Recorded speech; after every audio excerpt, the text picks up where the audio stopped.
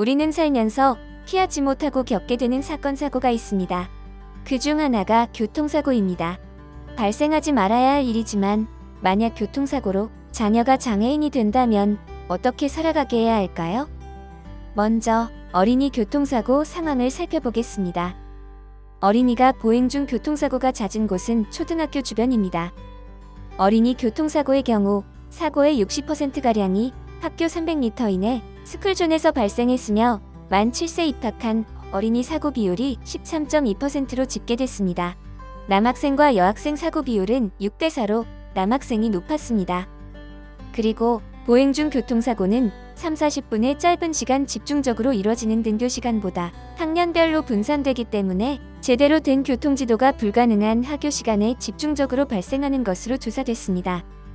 운전자와 어린이의 교통사고 예방을 위한 교육과 지도가 절대적으로 필요합니다.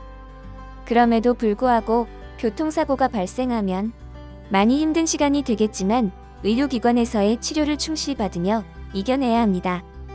심각한 외상뿐만 아니라 보이지 않는 후유증까지도 성장기 어린이들의 경우 뒤틀린 신체 균형이 성장의 방해 요소가 될 수 있으므로 반드시 조속한 치료를 받아야 합니다. 심각한 외상의 결과는 재활치료를 견뎌내야 하는데 국내에는 현재 어린이 전문 재활병원이 단 한 곳, 푸르메재단 넥슨 어린이 재활병원입니다. 물론 의료기관에서도 소아재활치료를 하고 있지만 수요에 비해서 공급이 턱없이 부족한 상태입니다. 푸르메재단 넥슨 어린이 재활병원에는 재활진료센터가 있어 물리치료, 작업치료, 전산화 인지치료, 언어치료가 진행되고 있습니다. 치료 후에도 사고 전으로 돌아갈 수 없는 신체를 갖게 되었을 때 어린이 본인과 가족들은 많이 힘든 시간이 될 것입니다. 사람을 피하게 될 수도 있고 우울감으로 밖에 나가기 싫을 수도 있습니다. 하지만 힘들겠지만 햇빛을 맞으며 세상 밖으로 나와야 합니다. 장애는 잘못이 아니고 다름이라고 인정해야 하며 건강하고 당당하게 살아가야 합니다. 장애가 나를 무너지게 할 수는 없습니다. 장애를 극복하고 멋지게 인생을 살아가는 많은 사람들이 있습니다. 그 중에서도 스포츠를 통하여 장애를 극복하고 제2의 인생을 살아가는 사람들이 있습니다. 대한민국 하지장애 스키 선수며 2018 평창 동계 패럴림픽에서 금메달 1개, 동메달 1개를 획득한 신희연 선수는 대학생일 때 교통사고로 두 다리가 절단되는 장애를 가졌지만 극복하고 국가대표 선수가 되어 평창의 영웅이 되었습니다. 소개해드린 대로 장애인이 되었을 때 스포츠를 통하여 새로운 인생을 살아갈 수 있게 길을 제시해 줄 수 있는 기관을 소개하겠습니다. 고양시 장애인 체육회를 소개하겠습니다. 2012년 8월에 발족한 고양시 장애인 체육회는 제32회 전국장애인 체육대회 및 제6회 전국장애학생 체육대회를 성공적으로 개최하여 장애인 체육의 인프라 구축으로 장애인 체육 발전에 큰 기여를 하였습니다. 고양시 장애인 체육회는 장애인 체육 진흥을 통해 장애인들의 건강과 체력 증진을 향상시키고 장애인 각종 체육대회를 개최하며 장애인 생활체육을 보급하고 우수선수를 발굴 육성하여 국제교류와 대회 참가를 지원합니다. 고양시 장애인 체육회의 선수 발굴 육성으로 소속 선수인 대화고등학교 1학년 염준두 선수는 2021 바레인 장애인 아시아 청소년 경기대회 16세 이하부 경기인 수영 자유형 400m와 자유형 100m에 출전하여 금메달과 동메달을 획득하였습니다. 체육회는 다양한 프로그램으로 장애인 선수를 발굴하고 육성하여 세계 무대로 나아갈 수 있는 길을 열어주고 있습니다. 고양시뿐만 아니라 전국 지자체에는 많은 체육회가 있습니다. 이곳에서 육성된 우수 선수들이 전국 장애학생 체육대회에 출전하여 기량을 펼칩니다.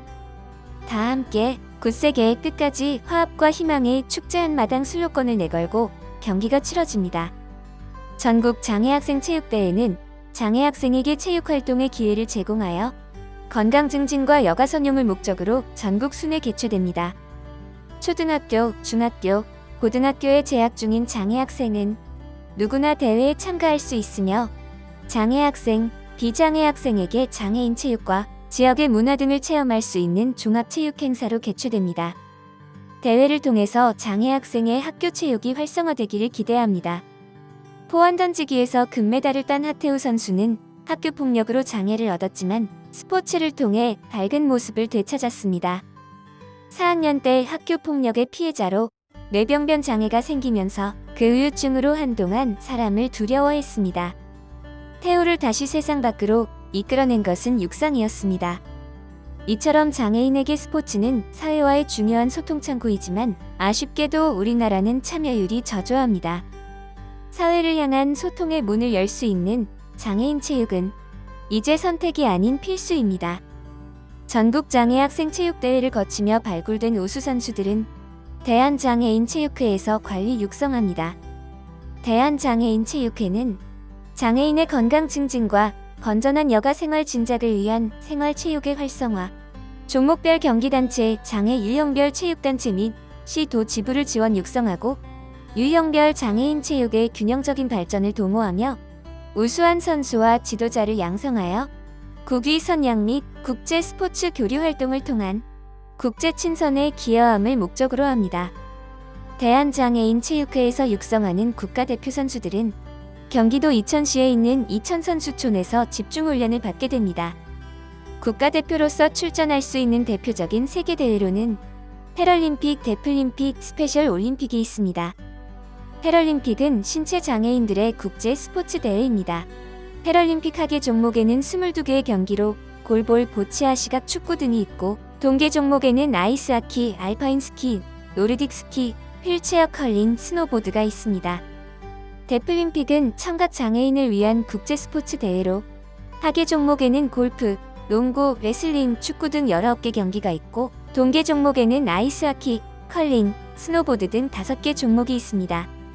스페셜 올림픽은 지적 발달 장애가 있는 선수들이 참가하는 국제 스포츠 대회로 승패보다는 도전과 노력에 의미를 두기 때문에 1위, 2위, 3위에겐 메달을 수여하고 나머지 모든 참가 선수에겐 리본을 달아줍니다.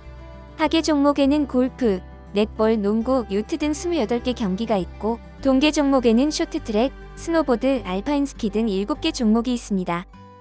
패럴림픽과 데플림픽은 받은 메달에 대한 연금과 포상금을 받게 되는데 연금은 금메달 100만원, 은메달 75만원, 동메달 52만 5천원을 받게 됩니다. 우리의 자녀가 살면서 피하지 못하고 겪게 되는 교통사고로 장애인이 된다면 어떻게 살아가야 하는지 스포츠를 통해서 극복할 수 있는 방법을 찾아보았습니다. 사회를 향한 소통의 문을 열 수 있는 장애인 체육은 이제 선택이 아닌 필수입니다. 여러분들이 세상 밖으로 나와 당당히 살아갈 수 있는 길을 같이 찾고 싶습니다. 사회에 꼭 필요한 인재로 성장하실 겁니다. 권투를 빕니다. 예비 사회적 기업 주식회사 드림에이블은 언제나 장애인식 개선 교육에 앞장서겠습니다. 함께 동참해 주십시오.